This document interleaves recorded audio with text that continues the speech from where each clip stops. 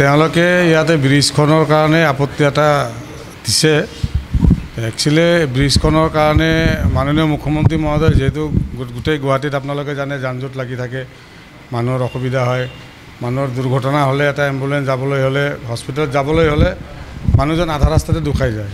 গতিকে সেইবিলাকৰ প্ৰতি চিন্তা কৰি ৰাইজৰ সুবিধাৰ কাৰণে চাইকেল ফেটকাৰীত ব্ৰিজ এখন মাননীয় মুখ্যমন্ত্ৰীয়ে দিলে। তাৰপিছতে আপোনাৰ মোটামুটি ধৰক দুবাৰকৈ ইয়াত ছাৰ্ভে হ'ল। ছাৰ্ভেত আপোনাৰ PWDৰ পৰাও ছাৰ্ভে কৰিলে, কোৰ্টৰ পৰাও ছাৰ্ভে কৰিলে।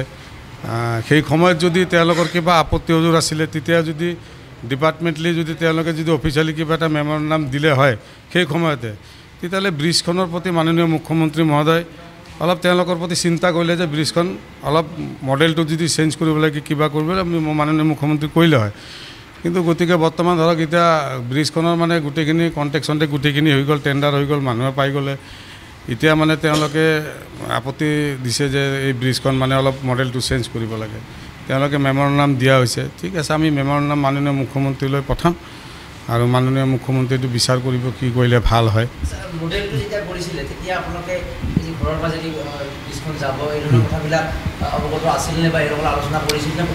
নাই, এতিয়া চাওক, যেতিয়া গভৰ্ণমেণ্টৰ ফালৰ পৰা কিবা এটা ব্ৰিজে হওক, কিবা যদি গভৰ্ণমেণ্টেৰ বা প্ৰাইভেট লেণ্ডৰ ওপৰত দি যদি যায়, তেতিয়াহ'লে নিশ্চয় এইটো ইনফৰ্ম কৰে। আৰু ইনফৰ্ম যেতিয়া কৰে তেতিয়া মানুহ তাতে থাকে, তেতিয়া মানুহ আছে, মানুহ চাইছেও। এইবিলাক যেতিয়া মেজাৰমেণ্ট কৰিছে তেতিয়া চাইছে, মানুহ আছিলে, গম পায়। হয়তো বুজি পোৱা নাছিলে, সেইটো বেলেগ কথা, কিন্তু জানে মানুহে গোটেইখিনি। আৰু তাৰো পিছত ধৰক এবাৰ নহয় দুবাৰকৈ এইটো আপোনাৰ মেজাৰমেণ্ট কৰা হৈছে, চাইছে। এতিয়া আমাৰ ৰাইজৰ সুবিধাৰ কাৰণে ব্ৰিজটো কৰি আছে, আমি ৱেলকাম জনাওঁ। কিন্তু ৰাইজৰ অসুবিধাটো অলপ চাব লাগিছিলে। ইট ইজ আৰু পাব্লিক এইটো যাৰ লোকেল যিবিলাকৰ লেণ্ড আছে বা লোকেল মানুহবিলাকৰ এৱাৰনেছ নাই বুলি ক'ব নোৱাৰোঁ, ইহঁতক ইনফৰ্ম কৰা হোৱা নাই। দে আৰ ইগনৰেণ্ট। ইণ্ডিভিজুৱেল ক'ত মাপ লৈ আছে, যেতিয়া মই নিজে সুধিছোঁ, যেতিয়া মেজাৰমেণ্ট লয়, কি এইটো পিছত চাব, আমি মিডিল চাই আছোঁ, মিডিলটো ক'ত কি হৈ আছে কি না, জেনেৰেল পাব্লিক আৰু ইমান এৱাৰনেছ মানে তেহেঁতক জনোৱা নাই। ইভেন ইয়াতে লোকেল বহুত অনুষ্ঠান আছে, ক্লাব আছে, তেখেতৰ মাৰফতেও জনাব পাৰিলেহেঁতেন। আৰু এতিয়া গভৰ্ণমেণ্টে কৈ আছে টেণ্ডাৰ হৈ গৈছে, অমুক হৈ গৈছে। আৰে আমাৰ লোকেল ইয়াৰ মানুহৰ কনফিডেণ্ট নোহোৱালৈকে আপোনালোকে কেনেকৈ টেণ্ডাৰ কল কৰি দিলে? ইয়াৰ চব বহুত পুৰণা পাট্টাৰ মাটি। আৰু সবচেয়ে ডাঙৰ কি, এই লোকেল ইয়াৰ মানুহবিলাক চব লোৱাৰ মিডিল ক্লাছ মানুহ। তেহেঁতৰ চ'ৰ্চ অফ আৰ্ন দোকান ব্যৱসায়ৰ পৰা এইবিলাক চব নষ্ট হৈ যাব। কিমান আনএমপ্লয়মেণ্ট হ'ব। এইটোৰ কাৰণে গভৰ্ণমেণ্টে উল্টা পাব্লিকক হেৰাছমেণ্ট দিয়া হৈ আছে। এইটো মই ভাবোঁ এইটো ৰিভাৰ্ট কৰিব লাগে কমপ্লিট প্ৰচেছটো উইদাউট। আৰু এইটোৰ কাৰণে সিহঁতে প্লেনিংটো মানে বেলেগে কৰিব লাগে, যাতে পাব্লিকৰ হেৰাছমেণ্ট। আমাৰ কৰাত কোনো আপত্তি নাই, কিন্তু জেনেৰেল পাব্লিক যাতে হেৰাছমেণ্ট নহয়, সিহঁতৰ লেণ্ড এণ্ড প্ৰপাৰ্টি ছেফ থাকে। মই ৰাইজ হিচাপে, কালাপাৰ ৰাইজ হিচাপে এটা কথা ক'ব বিচাৰিছোঁ কি, যিটো গভৰ্ণমেণ্ট প্ৰপ'জ কৰিছে ফ্লাইঅভাৰৰ কাৰণে, উৰাণ ক্ষেত্ৰৰ কাৰণে, এইটোতো ভালে কথা।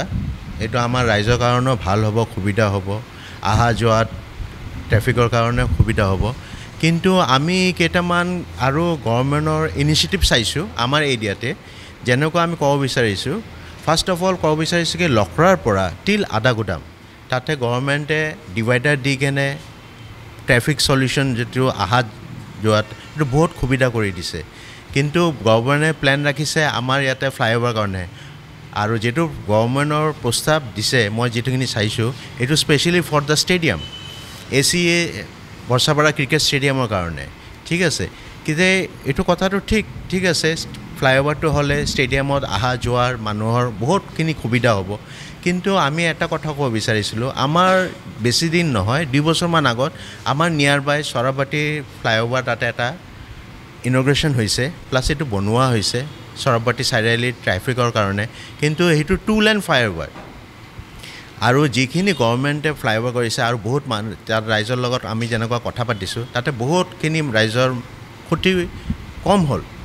যিখিনি হ'ব লগা, যিটো ইম্পৰ্টেণ্ট, যিটো দৰকাৰ, সেইখিনি লোকে সিহঁতে আগবাঢ়িছে বাকী যিমানখিনি ইহঁতে যিমান ছেভ কৰিব পাৰে ৰাইজক যিমান বচাব পাৰে সিমানখিনি বচাই কিনে উড়ান ক্ষেত্ৰটো কমপ্লিট কৰা হৈছে এতিয়া আমি মেইন ইম্পৰ্টেণ্ট কথা ক'ব বিচাৰিছোঁ কি এতিয়া আমাৰ ইয়াতে প্ৰপ'জ কৰিছে 3 লেন ফ্লাইঅভাৰ তে যেনেকৈ আমি এইটো আমাৰ ৰিকুৱেষ্ট কি যদি ফ্লাইঅভাৰ দৰকাৰ এইটো যদি নেচেচাৰী তেতিয়া আমি 2 লেনৰ কাৰণে প্ৰপ'জ কৰিব বিচাৰিছোঁ যেনেকুৱা চৰববাটিত এৰিয়া কৰা হৈছে তাতে কি হ'ব আমাৰ বহুতখিনি ৰাইজৰ মানুহৰ দোকানপাট সা সম্পত্তি যি নহওক সব এইটো অলপ ছেভ হ'ব এই সংবাদ মাধ্যমৰ জৰিয়তে আমি চিফ মিনিষ্টাৰকো জনাব খুজিছোঁ যে আজি যিখন মেমৰেণ্ডাম মই চিফ মিনিষ্টাৰলৈ পঠাবৰ কাৰণে আমাৰ কাউন্সিলাৰ ৰাজেশ ডাঙৰীয়াক দিছোঁ 19 নম্বৰ কাউন্সিলাৰক যে আমাৰ প্ৰধান কথা হৈছে কি যে তেওঁলোকে আমাক ইনফৰ্ম কৰাই নাই যে ইয়াত এটা এনেকুৱা ফ্লাইঅভাৰ হ'ব বা কিবা আমি কিন্তু এৱেৰ নাছিলোঁ 2 নম্বৰ কথা হৈছে কি যেতিয়া তেওঁলোকে মাপজোক কৰে আমি যেতিয়া মাপজোক কৰা মানুহবিলাকক সুধো তেওঁলোকে কয় এতিয়া আপোনালোকে নুবুজিব আমি এইটো মাপ লৈছোঁ আপোনালোকে পিছত জানিব তেওঁলোকে ক'বই নুখুজে কিমানটো কিহৰ মাপ কি নাই একো নাই হঠাতে এদিনটো তেওঁ ইয়াতে আৰু হিমন্ত বিশ্ব শৰ্মা ডাঙৰীয়াই তাতে অপেনিং মিটিং কৰি দিলে লাল গণেশত 3 লেন বুলি তেতিয়াই আমি জানিলোঁ যে এইটো মেজাৰমেণ্টৰ কি ব্যৱস্থা নৱস্থা তাৰপিছত আমি যেতিয়া জানিছোঁ যে এইটো মেজাৰমেণ্ট 3 লেন হ'লেতো বহুত ভাঙা চিঙা পৰিব কিবা পৰিব আমি গ'লোঁ PWD অফিচত মোৰ লগত সুবীৰ প্ৰকাশিত গৈছিল ক্লাবৰ ভাইচ প্ৰেছিডেণ্ট আমি দুয়ো গৈ পেলাই ইঞ্জিনিয়াৰক লগ পোৱা নাই কিন্তু আৰু এছিষ্টেণ্ট ইঞ্জিনিয়াৰ আৰু SDOকো লগ পোৱা নাই আমি যদিও কিন্তু এছিষ্টেণ্ট ইঞ্জিনিয়াৰ যি দুজন চাৰ্জত আছে তেওঁলোকৰ লগত কথা বতৰা পাতিছোঁ তেওঁলোকে ক'লে যে হয় আমিও দেখিছোঁ বহুত ক্ষয়ক্ষতি হ'ব 3 লেন হ'লে তাৰপিছত মই সুধিলোঁ যে আপোনালোকৰ 3 লেনৰ কিমান জাগা দৰকাৰ বোলে তেওঁলোকৰ 30 মিটাৰ ৰাস্তা লাগে তো মই কৈছোঁ 2 লেন হ'লে কিমান লাগে বোলে 20 মিটাৰ লাগে 19 মিটাৰ লাগে মই কৈছোঁ 19 মিটাৰ ৰাস্তা ইয়াত আছেই আপোনালোকে দেখোন এইটো সলনি কৰিব পাৰে বোলে ঠিক আছে আপোনালোকৰ যদি কিবা আপত্তি আছে মই কৈছোঁ যে আপোনালোকে 3 লেন বনাক 10 লেন বনাক আমাৰ আপত্তি নাই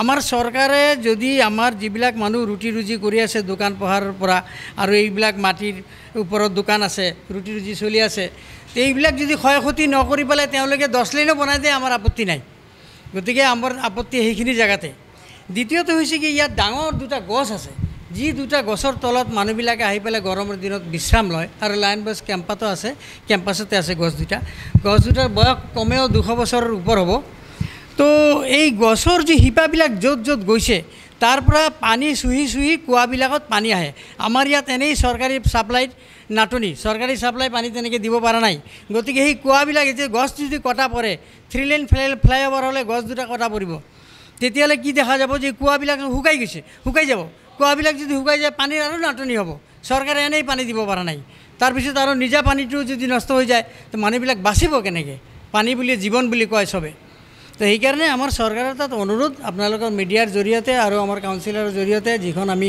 হেৰি দিছোঁ মেমৰেণ্ডাম দিছোঁ চৰকাৰে যেন এইটো আকৌ নতুনকৈ চিন্তা চৰ্চা কৰি কামটো কৰে যেন আমাৰ কোনো ৰকম ক্ষয়ক্ষতি নহয়